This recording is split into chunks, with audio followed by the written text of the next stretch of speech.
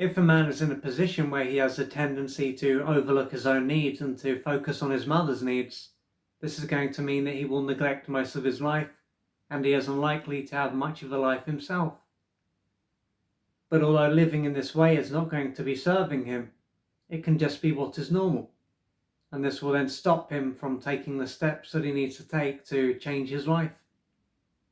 And although he will be living in the wrong way, although he will be behaving more like his mother's parent than her son, it doesn't mean that she will realize that he is living in the wrong way. As far as she is concerned, she could be entitled to his time and his attention, and so there will be no reason for her to encourage him to live his own life. And if he was able to take a step back and to see that he is living in the wrong way, he could soon wonder why he is living in a way that is not serving him. And if he was to imagine putting his own needs first and to no longer focus on his mother's needs, he could soon end up feeling extremely uncomfortable. He could experience a fair amount of fear and anxiety and guilt and shame, and he could soon have the need to behave in the same way. And what this will most likely show is that during his early years, his mother used him to meet some of her adult and unmet childhood needs. And so right from the beginning, he would have had to lose touch with his needs and feelings, his true self, and to create a false self that would allow him to survive. And he would have been focused on his mother's needs and done what he could from the beginning to be there for her. Because if he wasn't there for her, he may have been punished, disapproved of, and or abandoned. And as he was totally powerless and helpless, he would not have been able to do anything about what was going on or to find another mother. He simply had to tolerate what was going on. And along with this, as the years went by, he may have also had a father who also was abusive. And so if he didn't do what his mother wanted, he may have been harmed by her or rejected and abandoned. And his father may have also physically harmed him.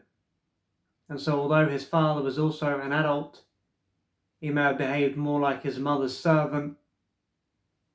And so he would have had both his mother and his father to deal with. He would have had to please both of them, and his mother primarily, because if he didn't, he would have ended up experiencing a lot of pain, either through being harmed or being left and isolated.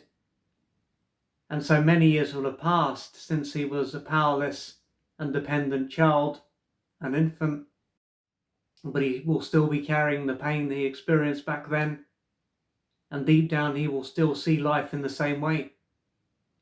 And so if he was to put his own needs first and to focus on himself, it is not going to be a surprise that he will end up coming into contact with a lot of deep pain. And so in order for him to put his needs first and to no longer feel that he will be rejected, abandoned, or physically harmed, he will have a lot of emotional wounds to work through and beliefs to question and trauma to resolve, so that he is able to live the life that he was born to live.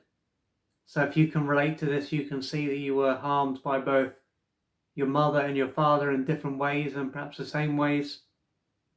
Then you may need to reach out for external support so that you can gradually change your life, because you are not here to please other people, especially your mother. You are here to live your own life. So please don't suffer in silence, and reach out for the assistance that you need to gradually change your life.